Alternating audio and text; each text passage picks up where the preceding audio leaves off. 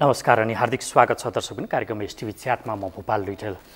आज हामी यो कार्यक्रममा संस्कृति पर्यटन तथा नागरिक उड्डयन मन्त्री योगेश भट्टराईसँग कुराकानी गर्नेछौँ। योगेश भट्टराई आफैमा एउटा व्यक्ति मात्र नभएर यो कार्यक्रमका लागि विषय पनि बन्नुभएको छ। यसकारण कि नेपालमा 5 महिनादेखि अवरुद्ध भएको अथवा रोकिएको हवाई उडान फेरि सुरु भएको छ। नियमित रूपमा अन्तर्राष्ट्रिय मुलुकहरूमा केही 8वटा देशहरूमा मात्र यो सेवा सुरु भएको छ र अरू देशहरूमा चार्टर्ड उडान गरिने भनिएको छ। तर नियमित र चार्टर्ड उडान पनि महँगो भएको गुनासा व्याप्त भएका छन्। यसका प्रति सरकारले ती गुनासो व्यवस्थापनका लागि के गरिरहेको छ, एक यो विषय। दोस्रो, योगेश भट्टराईलाई आम मानिसको जसरी समर्थन र मन पराई थियो त्यो यो बेला कता कता परिवर्तन भएको आभास हुन थालेको छ। यो ठाउँै त्यस्तो छ कि जहाँ अब्जस मात्रै दिन्छ कि अरू केही छ? यो कारण किन यो बन्यो? साँच्चै जनअपेक्षा अनुसार उहाँले काम गर्न सक्नु भएन? दोस्रो यो विषय, अर्थात् पर्यटन मन्त्रालय सम्हालेको 1 वर्षमा उहाँले के गर्नुभयो, यसको प्रगतिको विषय परिणामसँग जोडेर यो विषय पनि आज हामी उठान गर्नेछौँ।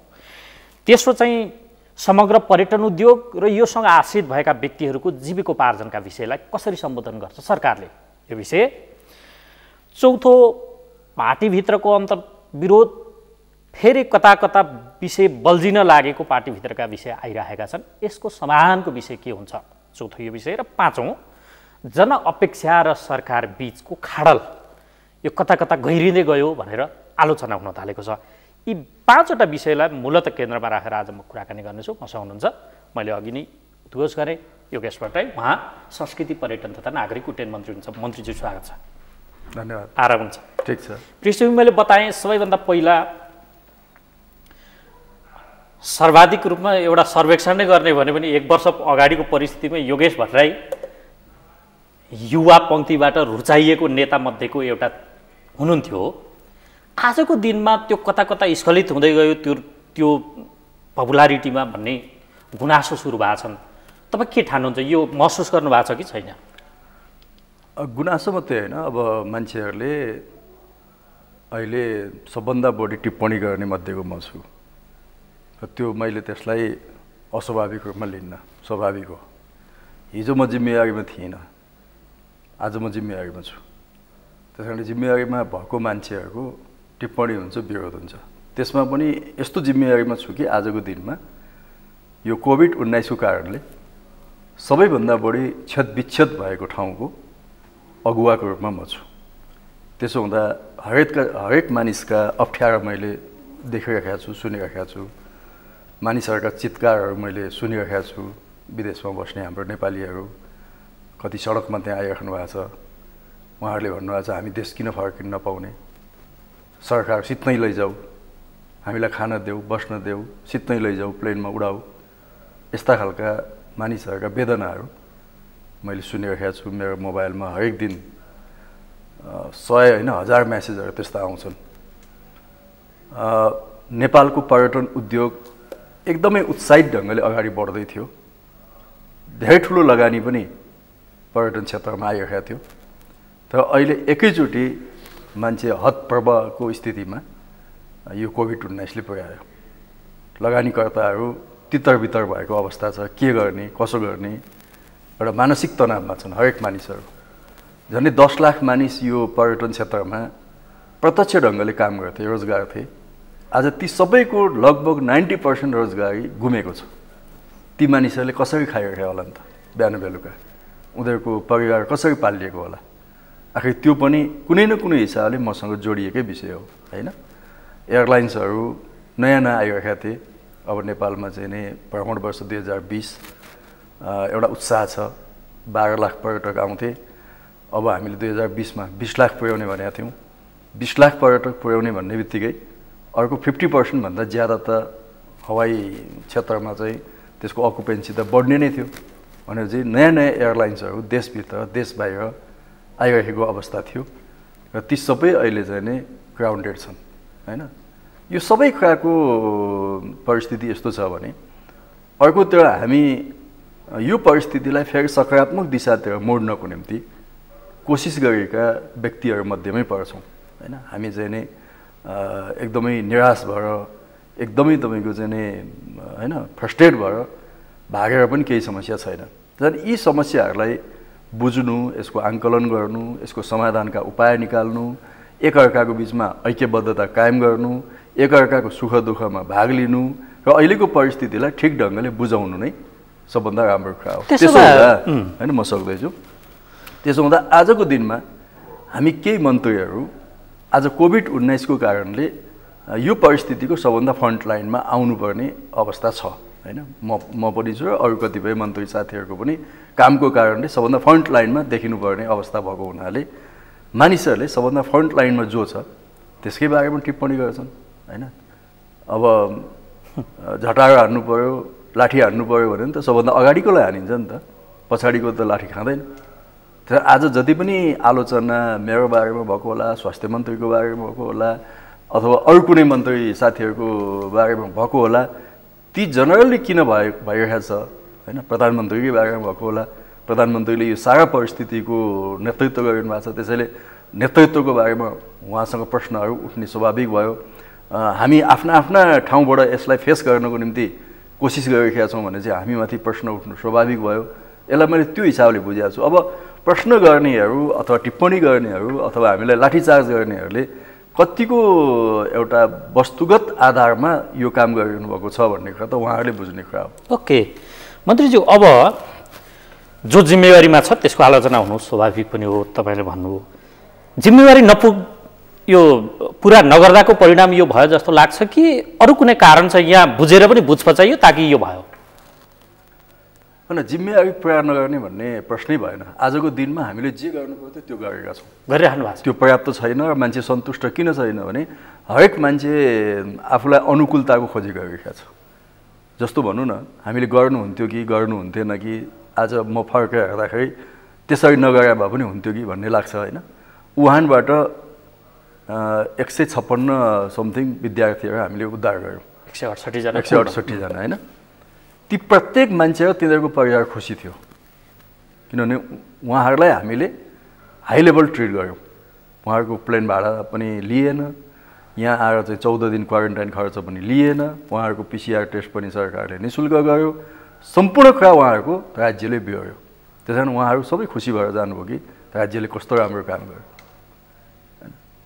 अब आज उहाँहरूभन्दा दुःख पाएको मान्छे छ नि त खाडीमा होइन। पढ्न गएको विद्यार्थी त उहाँहरूको परिवार त अलिकति सम्पन्नै थियो होला होइन। 50,000 टिकट काटेर आउन सक्नुहुन्थ्यो होला यदि हामीले टिकट खर्चै उठाएको भए पनि। यहाँ चाहिँ नि आज हामीले क्वारेन्टाइन खर्च कति तोकेका छौँ त भन्दा प्रति व्यक्तिलाई 175 रुपियाँ दिनको खर्च तोकेका छौँ। तर वुहानबाट ल्याएको विद्यार्थीहरूको हकमा प्रतिदिन 2000 भन्दा बढी खर्च भयो क्वारेन्टाइनमा होइन। भनेपछि त्योभन्दा दुःख पाउने समुदाय छ नि त यहाँ। तर आज राज्यले त्यो उहाँहरूलाई वुहानको विद्यार्थी जस्तो ट्रिट गर्न सकिरहेको छैन र सक्दैन पनि होइन। क्लियर भन्नुपर्छ, सक्दैन पनि। दुनियाँका कुनै राज्यले यो सक्दैन होइन। कुनै स्टेटहरू पनि यसरी सकिरहेका छैनन् भने एक किसिमले भन्ने हो भने मान्छे त्यो कारणले असन्तुष्ट छ। मानौँ न खाडीमा, कतारमा, मलेसियामा अथवा चाहिँ UAE मा दुःख पाएको मान्छे सर्लक्कै हाम्रो नेपाली एयरलाइन्सले जेसुकै होस् निःशुल्क ल्याइदिउँ भन्ने हो भने त उहाँहरू खुसी हुनुहुन्छ नि। तर तपाईँ अर्को पाटोबाट हेर्नुहोस् न, त्यो नेपाल एयरलाइन्सको जहाजका पाइलटहरूलाई हिजोको मात्रै तलबले पुग्दैन नि त। यो जोखिममा काम गर्दैछ भने उसलाई अर्को 100% तलब हामीले थपेर दिनु पर्यो। त्यो कहाँबाट दिने होइन। दोहामा चाहिँ हाम्रो प्लेन जाँदाखेरि त्यहाँको एयरपोर्टले हामीलाई निःशुल्क ल्यान्डिङ दिँदैन, त्यहाँ पैसा तिर्नुपर्छ, पार्किङ दिँदैन, पैसा तिर्नुपर्छ। त्यो पैसा कहाँबाट दिने? आखिर त्यो सबै भोलि दिँदा त राज्य कोषबाट दिने हो नि। त्यहाँ आज हामीले बुझ्नुपर्ने कुरा के हो भने हाम्रो प्राथमिकता के हो त? हिजो फर्स्ट केस थियो वुहानको, त्यस कारणले एउटा प्रेसर भयो, गरियो। तर आज चाहिँ अब हाम्रो प्राथमिकता के हो भनेर छुट्याउनु पर्यो। खर्च कहाँ गर्ने? खर्च कहाँ गर्ने त भन्दा होइन, भनौँ न तपाईँको चाहिँ आजको दिनमा आइसोलेसन केन्द्रहरू बनाउन खर्च गर्ने। किन अब हाम्रो जरुरी त्यहाँ पर्यो। अब हामीसँग पैसा छ भने प्राथमिकता के हो त भन्दा भेन्टिलेटर किन्ने कुरा हो। पैसा त्यहाँ खर्च गर्नु पर्यो, ICU बेडहरू थप्न पैसा खर्च गर्नु पर्यो होइन। त्यसपछि हाम्रो जनशक्ति थप्न पैसा खर्च गर्नु पर्यो। इक्विपमेन्टहरूमा पैसा खर्च गर्नु पर्यो। आजको परिस्थिति त्यो हो नि त। होइन, यो सबै परिस्थिति मानिसहरूले बुझ्दैनन् होइन। उहाँ चाहिँ नि खाडीमा 55 डिग्री तापक्रममा यस्तो सानो एउटा कोठामा 50औं मान्छेहरू कोचेर बस्दाखेरि उहाँहरूको कम पीडा छ त। त्यही त मन्त्रीजी, अब यहाँ यो PCI को हुन त योभन्दा टर्रा विषय पनि तपाईँले सुनिसक्नुभयो, कति ठाउँमा जवाफ दिएको मैले पनि देखिसकेको छु। उठाउनु त पर्यो। राज्यको परिबन्ध त व्यक्तिले बुझ्दैन नि। जो मर्कामा छ, जो मजदुरी गर्छ, फेरि यो सरकार कस्तो भन्दा शोषितका पक्षमा काम गरिदिने सरकार हो नि। डक्ट्रिन यसको त्यो छ नि, लाइन होइन, बटम लाइन के भन्न थाले, खाडीबाट रुँदै मानिसहरू के भनिरहेछन्, शोषक जस्तो, व्यापारी जस्तो भइदियो सरकार। बिल्कुल गलत कुरा हो त्यो। त्यही त लगाइरहेछ आरोप। त्यसरी असुली दियो, असुल्नु हुन थियो। तपाईँले अघि भन्नुभयो राज्यको परिबन्ध त एक ठाउँमा छ, जब व्यक्ति आफू परिबन्धमा छ त्यसको परिबन्धलाई राज्य त व्यक्तिभन्दा बलियो त हो नि, राज्य बलियो त हो नि। मानिसहरूले नबुझेको कुरा के हो भने तपाईँ मार्फत अझै यदि उहाँहरूले सुन्नु भएको छ भने बुझ्नु होला। राज्यले के भन्यो सरकारले भने यदि खाडीमा अथवा कुनै पनि देशमा सम्पूर्ण ढङ्गले कुनै मान्छे चाहिँ बेखर्ची छ, उसको कुनै उपाय छैन भने सरकारले ती मानिसहरूलाई उद्धार गर्छ। योभन्दा बढी गर्ने के त? त्यसको मेथड के छ? कलेक्सन मेथड छ नि त। अनि त्यो प्रश्न छ, त्यो मसँग रिलेटेड होइन, तर म बताउँला। बताइदिनु होइन। श्रम मन्त्रालयले चाहिँ नि धेरै मानिसहरूको गुनासो छन्, तपाईँलाई पनि हजारौंको मेसेज आएको छ भन्नुहुन्छ होइन। त्यसको मेथोडोलोजी म बताउँछु नि। त्यो त्यसमा जानु पर्यो। त्यहाँ रेस्पोन्स नभएका गुनासो आएको छ नि। रेस्पोन्स त त्यहाँको एम्बेसी छ, उसले गर्नु पर्यो नि। त्यो रेस्पोन्स त मैले यहाँ बसेर त गर्ने होइन। हामीले त यहाँ सुन्नु न, म बताउँछु नि। एम्बेसडरहरूलाई, त्यहाँको हाम्रो चाहिँ दूतावासहरूलाई हामीले फोकल पोइन्ट बनाइसकेपछि त्यसको म चाहिँ फ्रन्ट लाइनमा उहाँहरू हुनुहुन्छ होइन। उहाँहरूले त्यसको चाहिँ डेटा कलेक्सन गर्ने हो। त्यो डेटा चाहिँ श्रम मन्त्रालयमा आउने हो। श्रम मन्त्रालय, परराष्ट्र मन्त्रालयले ती डेटाहरूलाई हेरेर कति मान्छेहरूलाई निःशुल्क उद्धार गर्नुपर्छ। हामी त्यो गर्छौँ भनेकै छौँ, गरिराखेका छौँ। श्रम मन्त्रालय मार्फत त्यो दूतावासहरूमा पैसा पठाएका छौँ। यदि त्यस्तो मानिसहरू चाहिँ साँच्चै बेखर्ची हुनुहुन्छ, खाना बस्नकै समस्या छ भने यो कोषबाट खर्च गर्दै गर्नुहोस् भनेका छौँ। आखिर आज दुनियाँ कुनै हिजोको जस्तो सकुशल अवस्थामा छ? हामी हिजोको जस्तो सकुशल अवस्थाको ट्रिट खोजिरहेका छौँ? त्यो असम्भव कुरा हो होइन। हामी आज एकदमै क्राइसिसमा छौँ। हरेक व्यक्ति क्राइसिसमा छ र हरेक सरकार, स्टेट पनि क्राइसिसमा छ।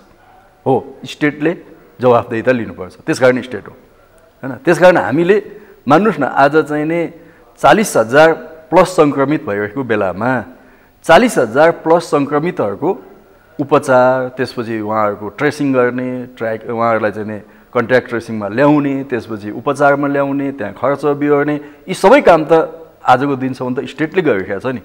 त्यसमा व्यक्तिको भूमिका 2-4% होला, तर खर्चको हिसाबले त स्टेटले गरिरहेको छ, राज्यले गरिरहेको छ।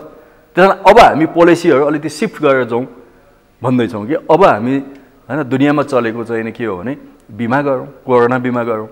जस्तो आज पनि समाचारमा तपाईँले सुन्नुभयो होला, 10 लाख मानिसहरूले कोरोना बिमा गरिसके।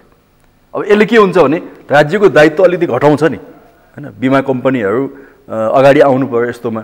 त्यसमा पनि राज्यले के भनेको छ भने कुनै पनि व्यक्तिको 50% बिमाको जिम्मेवारी हामी लिन्छौँ भनेको छ। जस्तो भनौँ न, आजको दिनमा 300 रुपियाँ तपाईँले तिर्नुभयो भने 50,000 को बिमा हुन्छ। यदि तपाईँ पोजिटिभ देखिनुभयो भने बिमा कम्पनीले तपाईँलाई 50,000 रिटर्न दिन्छ आजको दिनमा होइन। भने त्यो 300 रुपियाँमा पनि राज्यले के भन्यो भने 150 रुपियाँ तपाईँ तिर्नुहोस्, 150 रुपियाँ चाहिँ हामी तिर्दिन्छौँ, सरकारले तिर्छ भने चाहिँ 150 रुपियाँको बिमा गऱ्यो भने त मानिसले 50,000 को पछि चाहिँ क्लेम गर्न पायो नि त, यदि पोजिटिभ भयो भने होइन। अब 300 रुपियाँको गऱ्यो, अलिक बढीको गऱ्यो भने लाख रुपियाँको क्लेम गर्न पायो। अब यो सिस्टमबाट चाहिँ नि हामी अलिकति तपाईँको जानुपर्छ। जस्तो भनौँ न,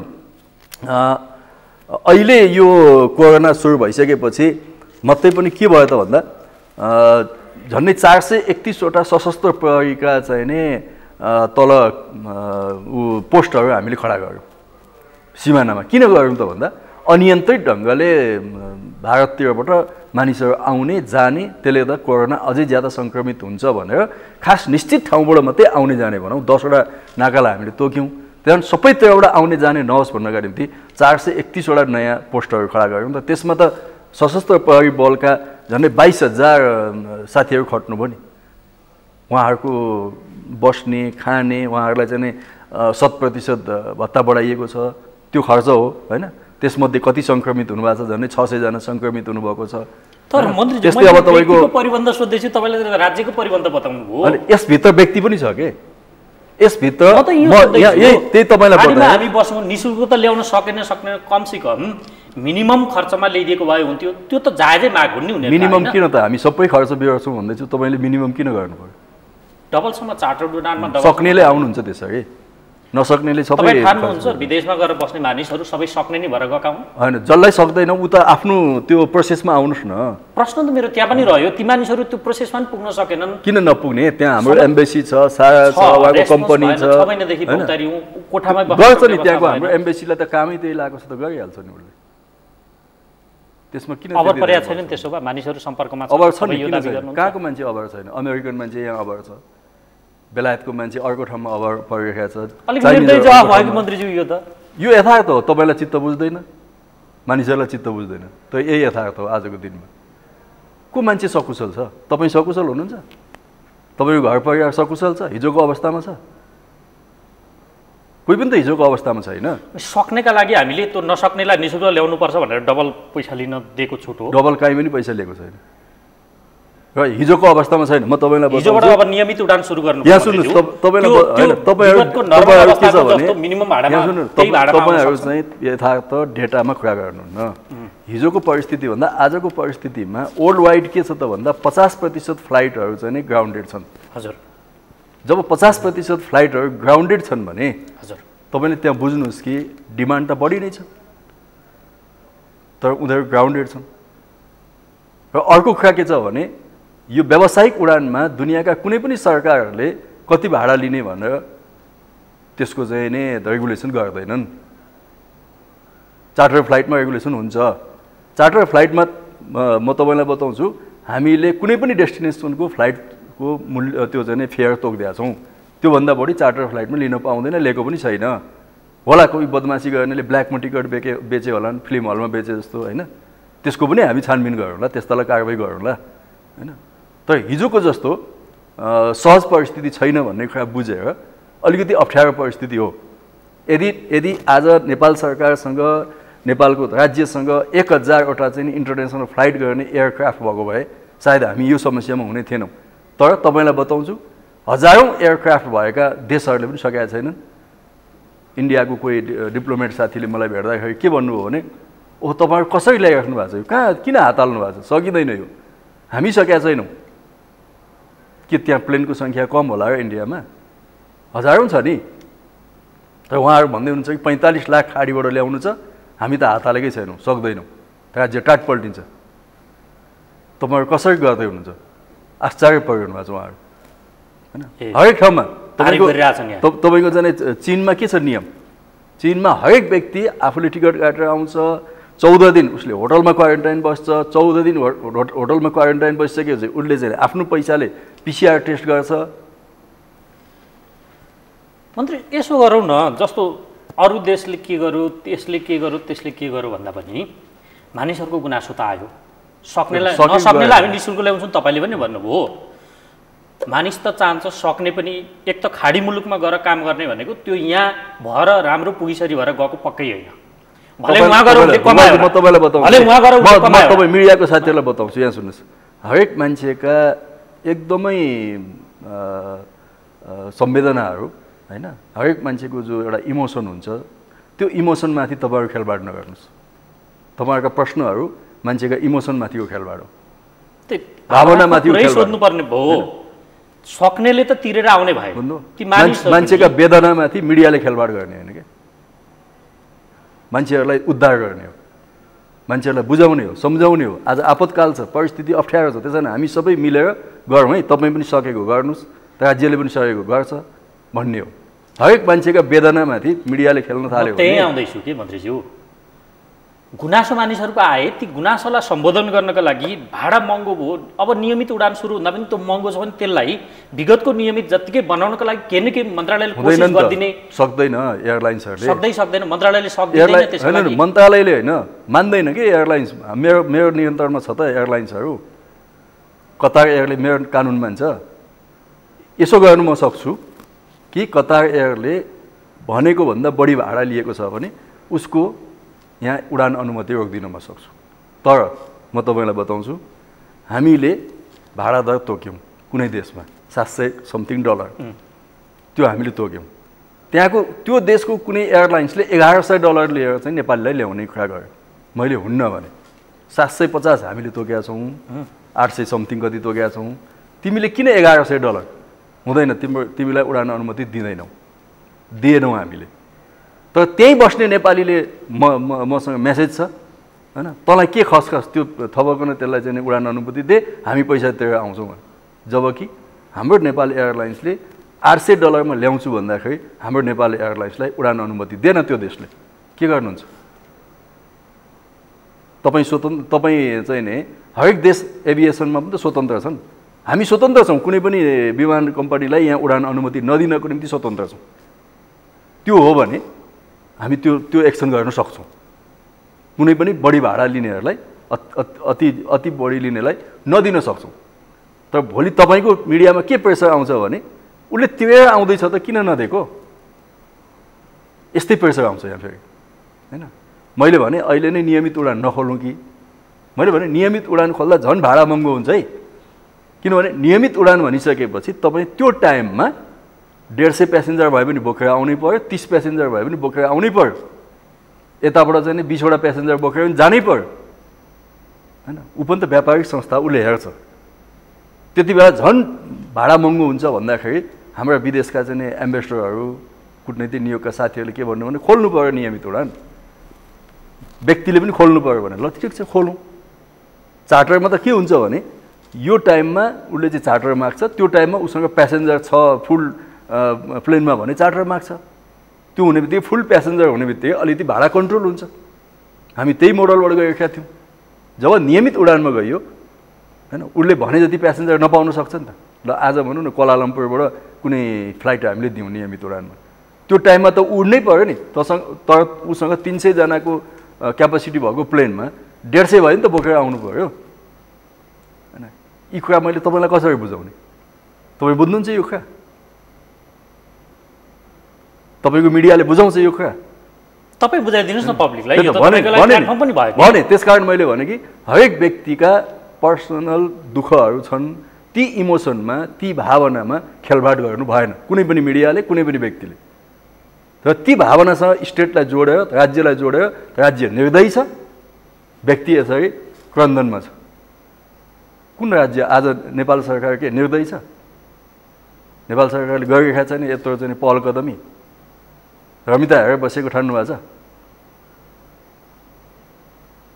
परिणामले त्यो नदेखाएको भएर मात्रै मानिसका गुनासो देखाएन हामीले राख्नु पर्यो। जो खाडीमा छन् किन देखाएन? परिणामले उनीहरूबाट पनि व्यापार जस्तो गर्यो भने प्रश्न किन परिणामले देखाएन? आज हामीले यसो गरौँ मन्त्री, त्यसो भए यहाँ सुन्नु, परिणाममै म बताउँछु। पैसा तिर्न नसक्ने कति मानिसहरूलाई उद्धार गर्नुभयो जो निःशुल्क आए? त्यो श्रम मन्त्रालयले गर्छ, त्यो मेरो काम होइन।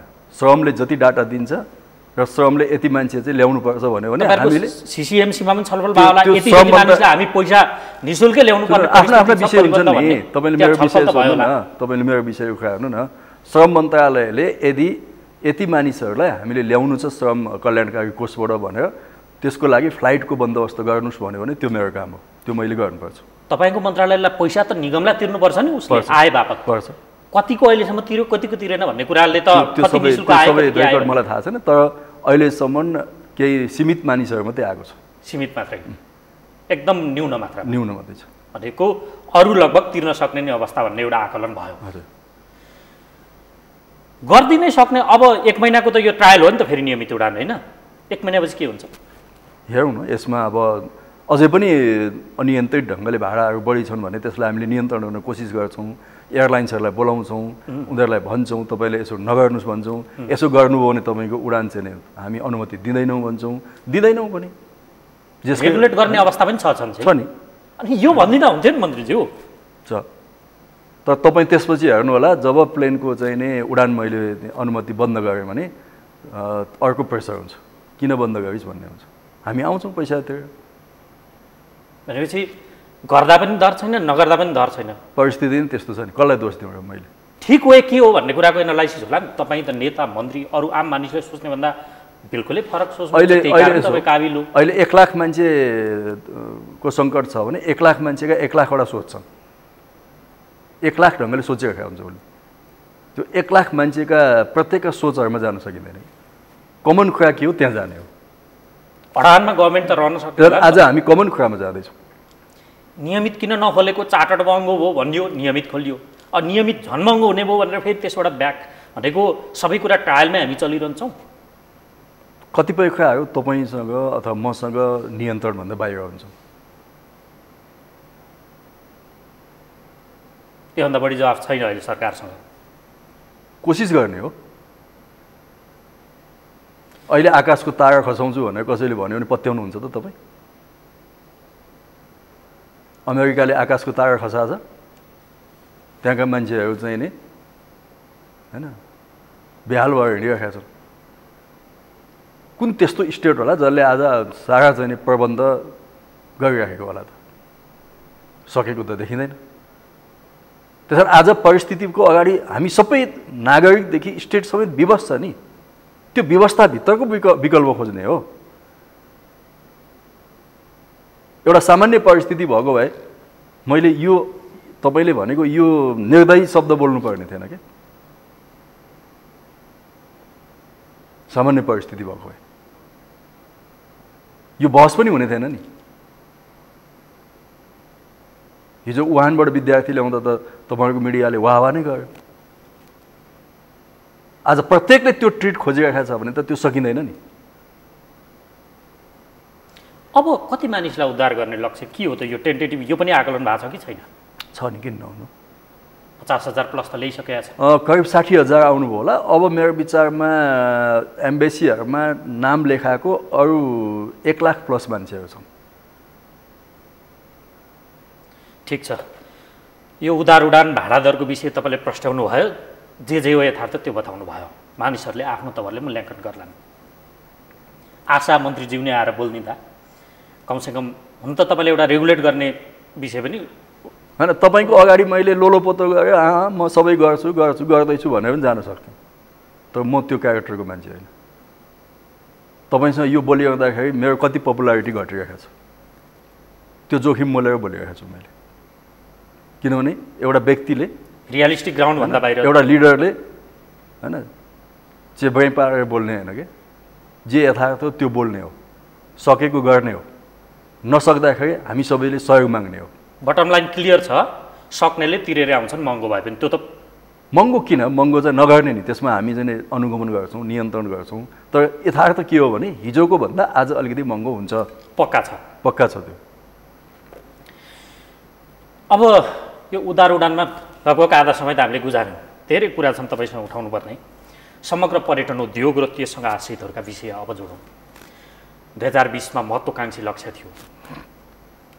12 लाख औसत मानिसहरू आए ठाउँमा अरू 8 लाख हामीले थपेर 20 लाखको लक्ष्य टार्गेट थियो। जनवरी फेब्रुअरीसम्म त हामीलाई कोभिडको यहाँनिर खासै इम्प्याक्ट पर्छ जस्तो नै आकलन थिएन खास। तर परिस्थिति त संसार आएलका आयल छ। यसलाई रिभाइभ गर्ने 2020 त थेलियो नै। यो कहिले फर्केर आउला?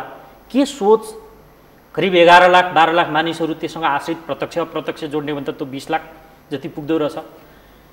जो हिजो पर्यटक घुमाए बापत आउने पैसाका कारण गुजारा चलाउँथे भने आज उनीहरू चाहिँ बेरोजगार भएको छन्। हिजोको बचत छ भने तिनीहरूको गुजारा चलिरहेको छ। नभए के गर्ने, कसो गर्ने फ्रस्ट्रेसनमा गइरहेका छन्। कतिपय गाइडहरूसँग प्रत्यक्ष रूपमा मैसँग कुरा भएको थियो। हिजो पर्यटन मन्त्री आउँदै हुनुहुन्छ, केही प्रश्न छन् भने मैले पर्सनल रूपमा मेसेज पठाएको थिएँ। उनीहरूका गुनासा यी छन्। उनीहरू असङ्गठित पनि भए। के हो उनीहरूलाई रिलिफ दिने विषय, यो समग्रमा पर्यटन उद्योगलाई फेरि रिभाइभ गर्ने विषय के योजना बनाउनु भएको छ? पहिलो कुरा भूपालजी के हो भने यो एउटा विश्वव्यापी सङ्कट हो, ग्लोबल क्राइसिस हो। त्यस कारण यहाँ कुनै एउटा देशले कुनै चमत्कारिक ढङ्गले योजना बनाएर पनि त्यो सफल हुँदैन होइन। त्यसो हुँदा यो हामी चाहिँ एउटा ग्लोबल्ली एकअर्कासँग अन्तर सम्बन्धित छौँ। मानौँ न हाम्रो देश चाहिँ कोरोनाबाट सम्पूर्ण ढङ्गले मुक्त भयो मानौँ, एउटा सपोज होइन। अरू देश चाहिँ कोरोनाबाट फेरि पीडितै छन् भने हाम्रो पर्यटनमाथि उठ्छ त? उठ्दैन। बढी हामीले गर्ने के हो त भन्दा हाम्रो डोमेस्टिक टुरिज्मलाई फोकस गर्ने हो। यदि हामी चाहिँ पोजिटिभ ठाउँमा बस्यौँ भनेर अरू नेगेटिभमा छन् भने होइन। त्यस कारणले हाम्रो पहिलो फोकस चाहिँ यो कोरोनालाई सकेसम्म नियन्त्रण गर्ने दिशामै जान्छ र त्यो नियन्त्रण नहुँदासम्म अहिले हामी चाहिँ नि सर्भाइभल गर्ने होइन, बाँच्ने भन्दा अर्को उपाय छैन। त्यस कारणले पर्यटन व्यवसायी साथीहरू, मजदुर साथीहरूलाई पनि बाँच्ने उपाय नै सरकारले केही सपोर्ट गरिरहेको छ। जस्तो हामीले बजेट मार्फत केही पुनरुत्थान प्याकेजहरू घोषणा गऱ्यौँ। त्यसले कुनै चमत्कार गर्दैन होइन। म सरकारको मन्त्री भएर के किन गऱ्यौँ हामीले भन्दिनँ। त्यो खालि एउटा बाँच्ने उपाय हो क्या। अहिले कमसेकम धान्यौँ है, बाँचौँ, कमसेकम यो बेला बाँचौँ भन्नका निम्ति त्यो गरेको हो। त्यसले हाम्रो पर्यटन उद्योग र अरू व्यवसायलाई पनि यो क्राइसिस कहिलेसम्म जान्छ त्यो बेलासम्म बचाउने हो। यदि अझै लामो गयो भने फेरि नयाँ उपाय हामीले खोज्नुपर्छ होइन। त्यस कारणले व्यवसायी साथीहरू र मजदुर कर्मचारी साथीहरूलाई मेरो त्यही भनाइ। त्यहाँ आश्रित भएका मजदुर या श्रमिकहरूको चाहिँ त्यसले कसरी सम्बोधन गर्छ? जो मानौ हिजो कुनै एउटा ट्राभल एजेन्सीमा काम गरिरहेको थियो, टुरिस्ट गाइड। यसो अब मानौँ न कुनै कम्पनीले चाहिँ सरकारले दिएको सहुलियत दरमा ऋण लिएर उसले चाहिँ आफ्ना कर्मचारीहरूलाई पे गर्न सक्छ होइन। किनभने अहिले त हिजो उसले 12%मा ऋण लिँदै थियो भने, ब्याजमा लिँदै थियो भने आज 5%मा सरकारले दिन्छ भनेपछि त्यो उसलाई चाहिँ नि झन्डै भनौँ न 7%। म्यान्डेटरी हो, उसले त्यो उसको श्रमिकलाई दिनुपर्छ भन्ने कि भोलेन्टरी होइन। त्यो उसले केमा खर्च गर्छ त? आजको दिनमा अरू केमा खर्च गर्छ होइन? त्यो त उसले विचार गर्ने हो। यदि उसलाई क्राइसिस छ चाहिँ आफ्नो कर्मचारीलाई तलब दिने क्राइसिस छ भने त्यहाँ खर्च गर्नु पर्यो होइन। अरू केही कामको निम्ति उसले तिर्नु पर्ने छ भने त्यहाँ तिर्नु पर्यो। उसका के आइटममा खर्च गर्छ त्यो उसको पक्ष भयो। तर उसले बाध्यता छैन, तर उसले त्यो गर्नुपर्छ होइन। त्यो गर्नुपर्छ, त्यो पनि गर्नुपर्छ उसले। किनभने राज्यले खालि व्यवसायीलाई मात्रै हेरेको होइन नि त। व्यवसायी मार्फत कसलाई हेरेको त भन्दा श्रमिकलाई पनि हेरेको हो। किनभने हरेक इन्डिभिजुअल श्रमिकसँग त राज्यसँग आएर चाहिँ ऋण लिने पहुँच हुँदैन नि। ऊ कहाँ जानु पर्यो त भन्दा आफ्नो व्यवसायीसँग जानु पर्यो, आफ्नो कम्पनीको मालिकसँग जानु पर्यो। र उसले कहाँ आउनु पर्यो त भन्दा राज्यसँग आउनु पर्यो। यसरी त्यो इन्टर रिलेटेड भएर चाहिँ त्यो ढङ्गले हुन्छ। त्यस कारणले हाम्रो योजना के हो त भन्दा अहिले मूलत यसलाई चाहिँ सर्भाइभलकै फेजमा हामीले लिएका छौँ। भनेपछि यो 2020 भनेको त्यसरी जान्छ। अब ग्लोबल्ली हामी चाहिँ वाच गरिरहेका छौँ। विभिन्न टिम बनाएर मैले चाहिँ अध्ययन गर्न लागिरहेको छु।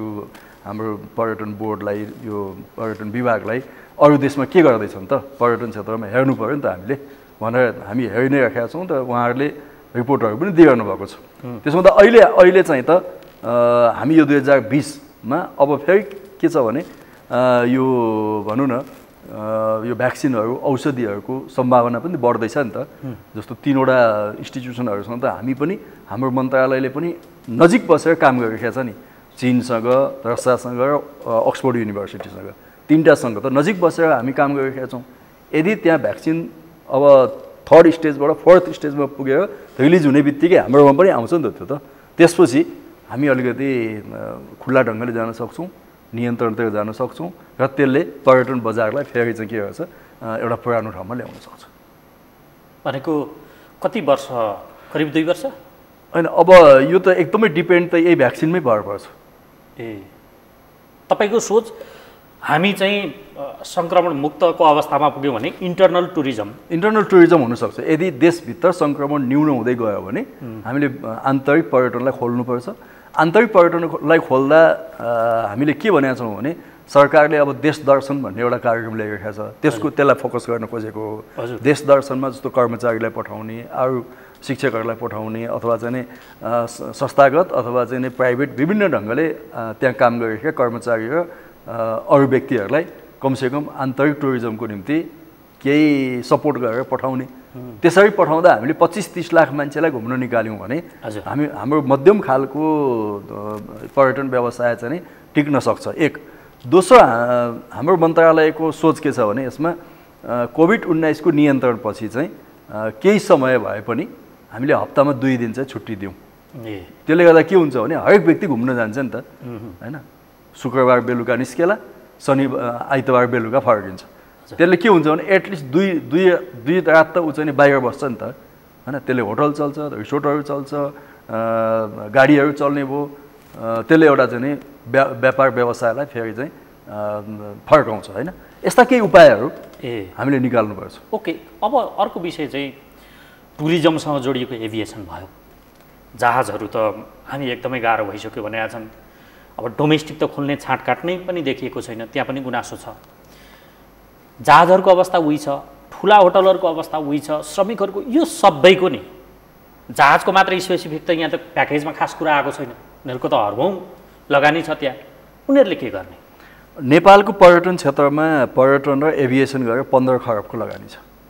यो 15 खरब भनेको हाम्रो टोटल 1 वर्षको बजेट जति त्यहाँ लगानी छ। र त्यो राज्यको मात्रै होइन कि निजी पनि हो, दुइटै गरेर त्यति लगानी छ।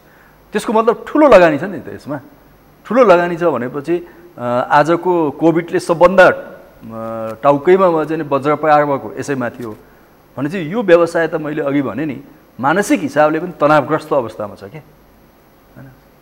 हाम्रा व्यवसायीहरू मानसिक हिसाबले पनि तनावग्रस्त अवस्थामा हुनुहुन्छ। अब उहाँहरूलाई काउन्सिलिङ गर्ने, सकेको सपोर्ट गर्ने र मानौँ न आज भनौँ न डोमेस्टिक फ्लाइटहरू खोल भन्ने प्रेसर छ, खोलियो अरे मानौँ, कहाँ जाने त प्लेन भन्दा सिमरा जाने। सिमराको स्थिति के छ त वीरगन्जको?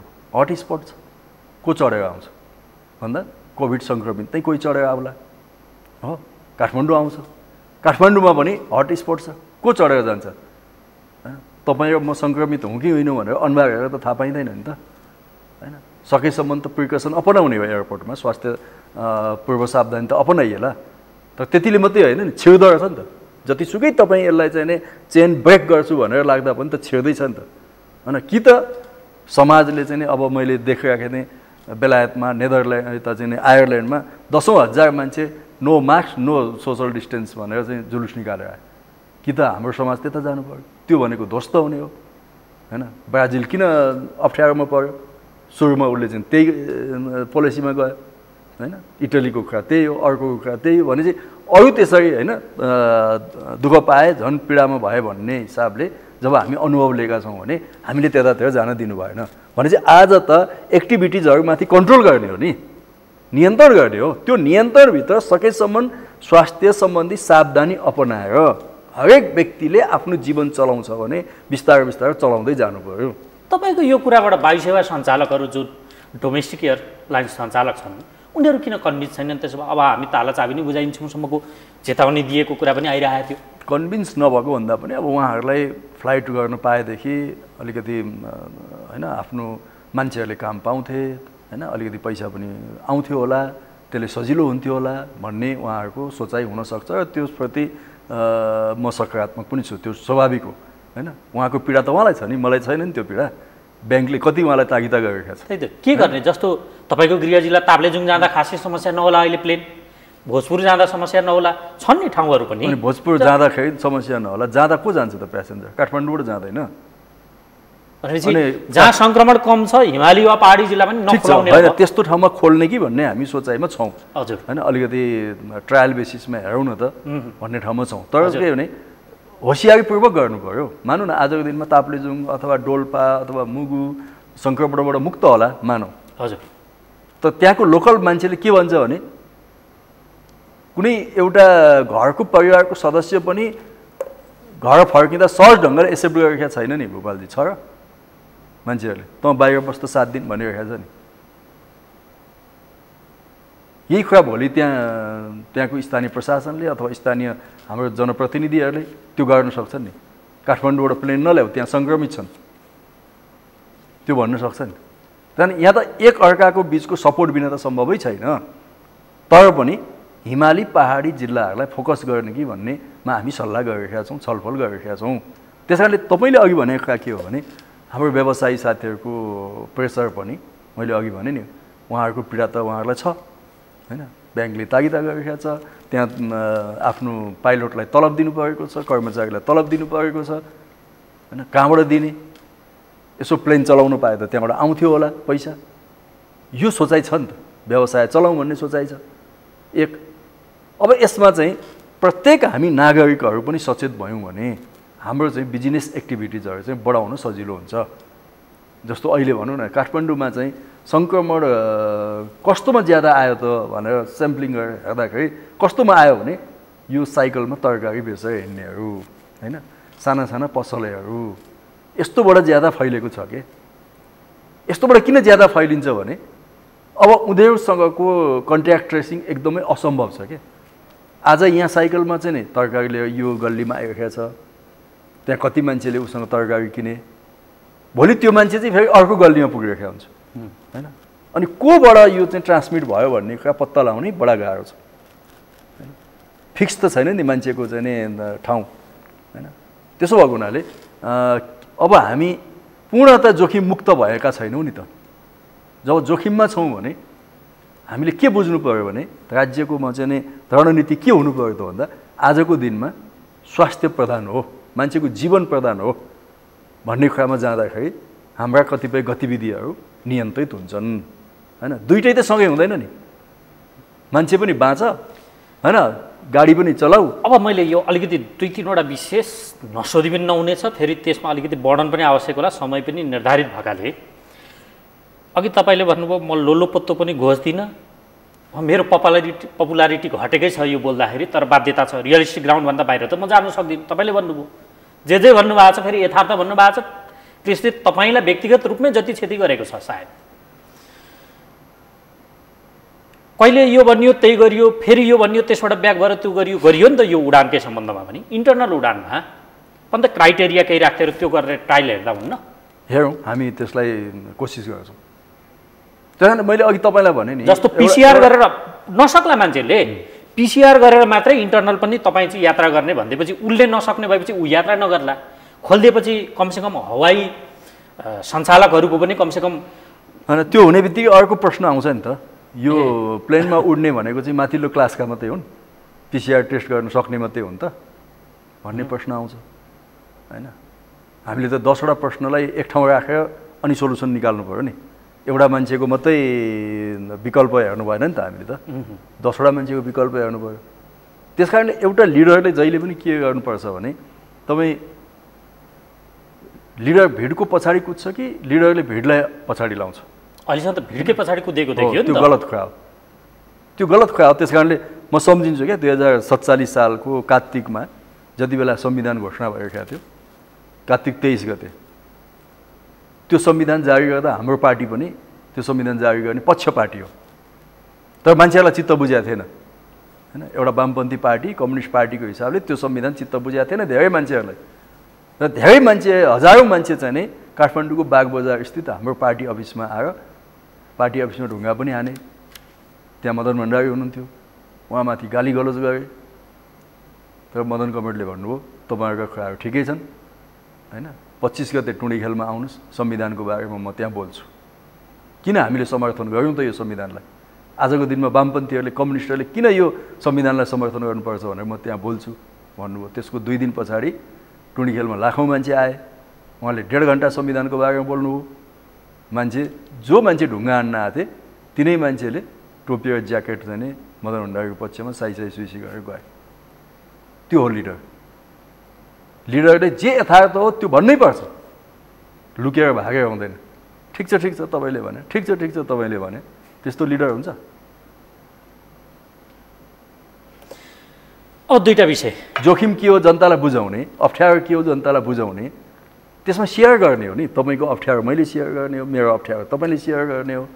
त्यस कारण आज फेरि पनि पुरानो ठाउँमा आउन, फेरि पनि विदेशमा बसेर दुःख पाएका साथीहरूलाई त्यही भनेका छौँ कि तपाईँको अलिकति दुःख हामी सेयर गर्छौँ होइन, राज्यको अलिकति दुःख तपाईँ सेयर गर्नुहोस्। ओके, 76 साउन 15मा तपाईँ मन्त्री हुनुभयो, त्यसको झन्डै 1 महिना पछाडि भदौ 9तिर घोक्याएर तपाईँले 1 वर्षको कार्ययोजना प्रस्तुत गर्नु सार्वजनिक गर्नुभयो।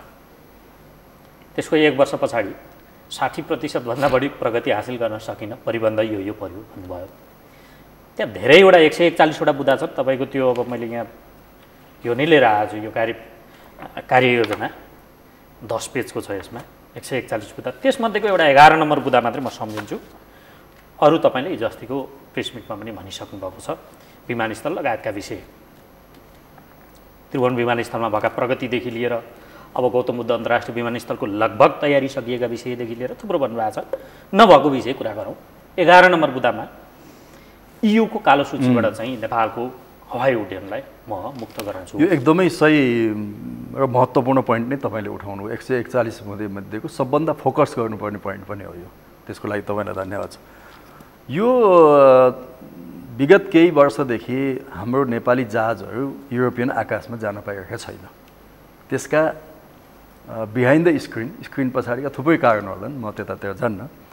तर देखाउने कारण के छ भने खास गरिकन नेपालको नागरिक उड्डयन क्षेत्रमा सर्भिस दिने र रेगुलेसन गर्ने दुईटै काम गर्ने एउटै निकाय भयो। यसले के हुन्छ भने यसले चाहिँ नि खास गरिकन एभिएसन सेफ्टी र सेक्युरिटीमा चाहिँ यसले गम्भीर असर गर्छ। त्यसैले अन्तर्राष्ट्रिय मान्यता र विकास पनि के हो त भन्दा अब यसको चाहिँ नि सर्भिस दिने र त्यो सर्भिस ठिक छ कि छैन भनेर नियमन गर्ने निकाय चाहिँ अलग हुनुपर्छ भन्ने EU को एउटा महत्त्वपूर्ण कन्सर्न त्यही थियो।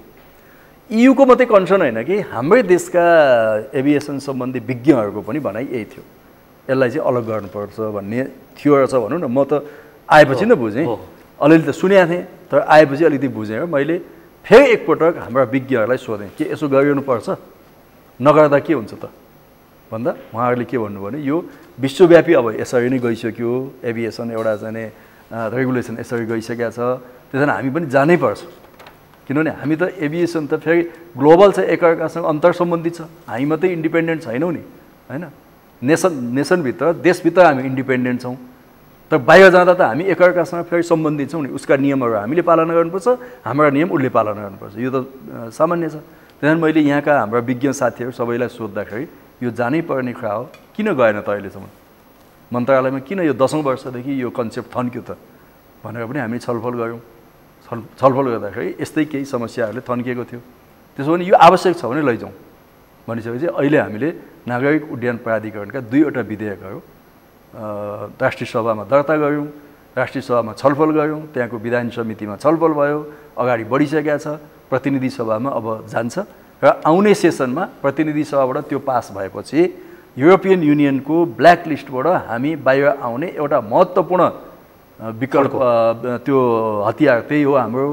त्यसप्रति युरोपियन युनियनसँग क्लोजली हामीले छलफल गरिरहेका छौँ, डायलग गरिरहेका छौँ र उहाँहरूले पनि हाम्रो प्रोग्रेसप्रति सन्तुष्टि जनाउनु भएको छ। तपाईँले 6 महिनाको त्यति बेला टार्गेट राख्नु भएको थियो, यो भनेको अगस्ततिरको कुरा हो, फेब्रुअरीमा त यो भइसक्छ भन्ने अपेक्षा थियो नि। अनि त्यही पार्लियामेन्टमा लाने कुरा, तर पार्लियामेन्ट चाहिँ बन्द भएपछि हामीलाई समस्या भयो। नत्र भने अहिलेसम्म हामी प्रतिनिधि सभाबाट पनि त त्यो अगाडि बढाइसक्थ्यौँ नि। ओके, समग्रमा कुनै न कुनै रूपमा कोभिडको त इम्प्याक्ट त संसारलाई पर्यो, त्यसबाट नेपाल अछुतो छैन। तपाईँले जति खालका प्रश्न आए ती कोभिडसँगै रिलेटेड थिए र त्यसले पारेको असरका कारण तपाईँको शासकीय क्षमता भनौँ या कार्य क्षमतामाथि पनि प्रश्न उठे, जुन नमिठो लागेको छ। तर गर्न त धेरै सक्थेँ भन्ने थियो, तथापि प्रश्न उठेका छन्, भाग्नु पनि भएन। यावत परिस्थितिका बीच फेरि सत्तारूढ दलभित्रको यो हेर्नुहोस् त, त्यहाँ फेरि कता कता विषय मत्थर भए जस्तो आभास भएको थियो। वामदेव गौतम पार्टीको उपाध्यक्ष हुनुहुन्छ, फेरि राष्ट्रिय सभामा जान्छु, प्रधानमन्त्री फेरि मनसाय अर्थमन्त्रीलाई पनि दोहोऱ्याउने राख्नुभएको छ भन्ने सुनिन्छ।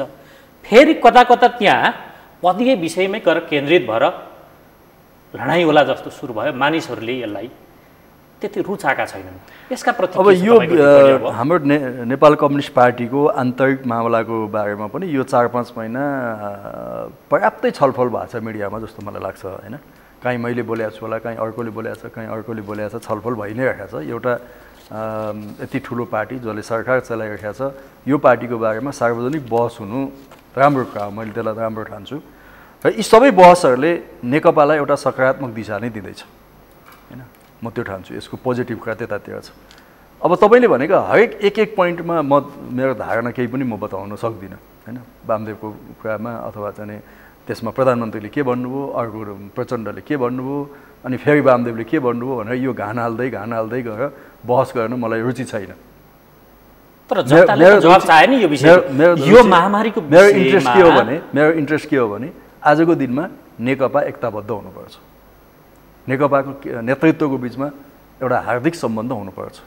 विपक्षी दलले सुद्धा त्यो भनेको छ, तर पार्टीभित्र त्यो वातावरण देखिएन। परिस्थितिले, जनमतले, जनताको आदेशले हामीलाई एउटा ऐतिहासिक जिम्मेवारीको ठाउँमा पुर्याएको छ। यो जिम्मेवारीबाट हामी चुक्नु हुँदैन र त्यो जनताले दिएको म्यान्डेटलाई हामीले भुल्नु हुँदैन। त्यो नभुल्ने र नचुक्नका निम्ति आजको दिनमा नेकपाभित्रको एकता सुदृढ हुनु बाहेक अर्को विकल्प छैन। तर एक-एकवटा पदमा च्याखे थापे जस्तो देखियो के, यसलाई मान्छेले रुचिकर ठानेनन्। तपाईँले भन्नुभयो पार्टीका लागि राम्रो छ यो, बस हुनु,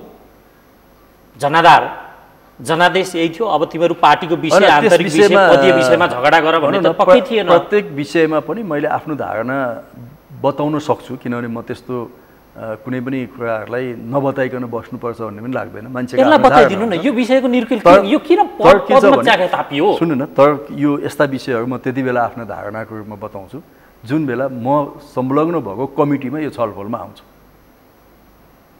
म स्थायी कमिटीमा छु, केन्द्रीय कमिटीमा छु।